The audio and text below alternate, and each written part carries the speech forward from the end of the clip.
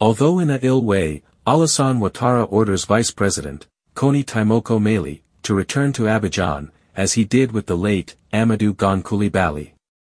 The disastrous scenario is repeating itself.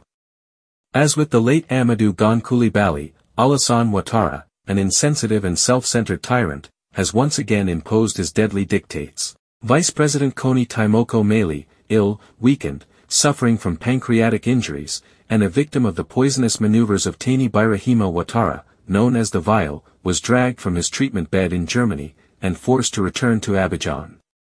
Why? To salvage the tarnished image of a regime that, incapable of truth, prefers to sacrifice its own lieutenants rather than expose its flaws. Remember. In 2020, Chris Yapi warned you. Amadou Gon Coulibaly, having undergone surgery in France, was on the verge of death. But Ouattara, rather than protecting his spiritual son, called him back to Abidjan to throw him into the spotlight. He was paraded like a puppet at the Council of Ministers. A week later, he dropped dead. With Ahmed Bakayoko, the scenario was identical. I warned that he had been poisoned.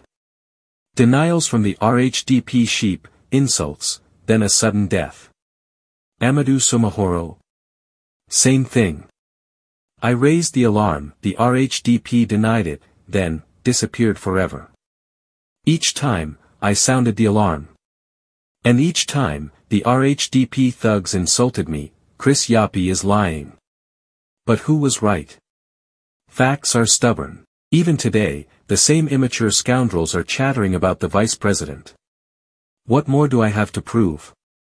Didn't I publish the list of candidates in 2020 without the Constitutional Council being able to contradict me? And this year again, I published the list before them, without making a mistake. I say it again, Koni Timoko Meli was not getting better. His German doctors had confirmed it, his condition required prolonged intensive care. But the old tyrant doesn't care. For him, the Republic is a stage set, and every actor must take the stage, even if dying, even in agony. So, he summoned the family. The vice president must return, or he will be dismissed. His wife opposed this, but faced with threats, she relented. On August 27, 2025, Vice President, Koni Timoko Meli, was sent back to Abidjan. In poor health, but forced to play the role of a standing statesman. On Wednesday, September 17, during the Council of Ministers, the farce almost turned into tragedy. In front of his colleagues, the vice president, livid, began sweating profusely, dizzy, and teetering on the verge of collapse. His close guard had to support him to prevent him from collapsing live on air. This is what the despot Ouattara wanted to hide, a ghostly vice president, paraded as proof of life, but in reality, exhausted. Make no mistake, the sole objective was to respond to Chris Yapi, to prove that vice president, Koni Timoko Meli, is still alive. But the truth is that he is sick, very sick, and should have remained in Germany for treatment. Alassane Ouattara has no pity. Not for his opponents, nor for his friends, nor for his loved ones. He sacrificed Amadou Gon Coulibaly. He sacrificed Ahmed Bakayoko. He sacrificed Amadou Soumaoro. Today, he sacrifices Koni Timoko Meli. Tomorrow, who? For him, only his image, his seat, his illusion of omnipotence matter.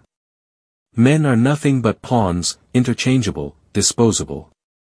The tyrant Ouattara believes that by forcing his lieutenants to show themselves, he can still create the illusion.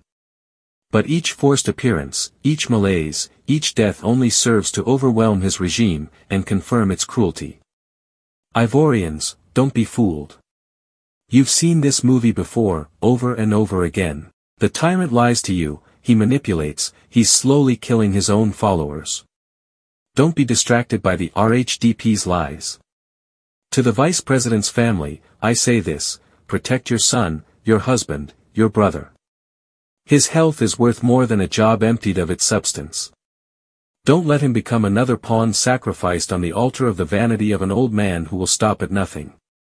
After Amadou Gon Coulibaly, after Ahmed Bakayoko, after Amadou Soumaoro, here comes Vice President, Koni Timoko Meli.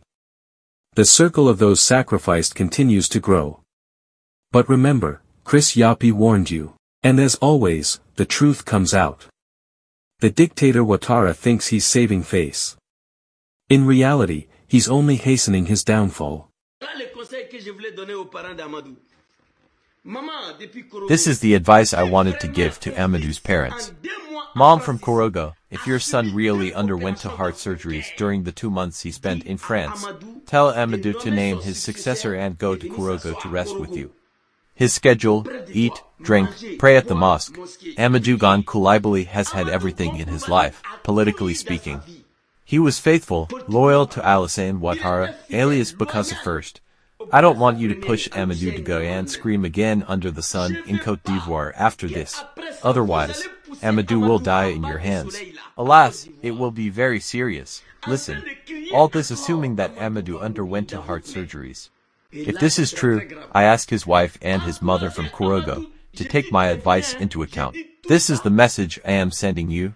Tell Amadou to abandon everything and name his successor in Abidjan. And he should go sit near you in Korogo to eat, drink and go pray at the mosque. Then, he must accompany the one he has named as successor and give him advice. You know, politics is not about animosity. I cannot wish death on Amadou Gon Coulibaly. No. I criticize him because he sent people to assassinate one of our brothers, Soro Cognan, in Korogo. For that, I have not forgiven him. Amadou Gon Coulibaly, I cannot wish death on him. No, I am not an animal. I criticize him because he assassinated one of our brothers, Soro Cognan, in Korogo. Amadou Gon Coulibaly pushed Alassane Ouattara to believe that Guillaume Soro wants to carry out a coup d'etat, and to arrest Souleymane Kamardi, known as Soul to Soul, and throw him in prison. For this, I criticize Amadou Gon Coulibaly, but I don't wish him death.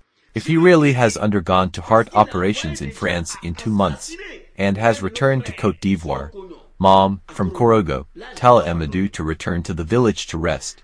To his wife, I beg your pardon, tell your husband, if he really has undergone to heart operations here in Paris, to name his successor and go rest. Amadou now has billions, and all he has left to wait for God's call is to eat, drink, and pray at the mosque. African politics is witchcraft. The tyrant Ouattara doesn't care, and we already know that. He made his program. Amadou will be president and his younger brother, vice president. 2 months later, Amadou will no longer be there, and his little brother will become president, without any election. That's his program. But encouraging Amadou in this affair, letting Amadou go for walks in the sun, in Côte d'Ivoire, letting Amadou shout again during a so-called campaign, you'll kill Amadou, I'm telling you, you'll kill Amadou. So, Mom, this is the message your son is sending you. Mrs. Amadou Gon Coulibaly, this is the message I'm sending you. And my message is valid if Amadou really underwent to heart surgeries here in Paris. But he didn't have surgery, my message is not valid. That's more or less what I wanted to say. I'm adding to say to the animals, the sheep, the goats of the RHDP. Amadou is home, thank God. It doesn't bother us. If it bothered us, we would pray for his death. But we prayed for his recovery, do you understand? Chris Yapi does not lie. Find Chris Yapi on his 2 YouTube channels, his Rumble channel, his TikTok, X, Instagram, VK and Threads accounts.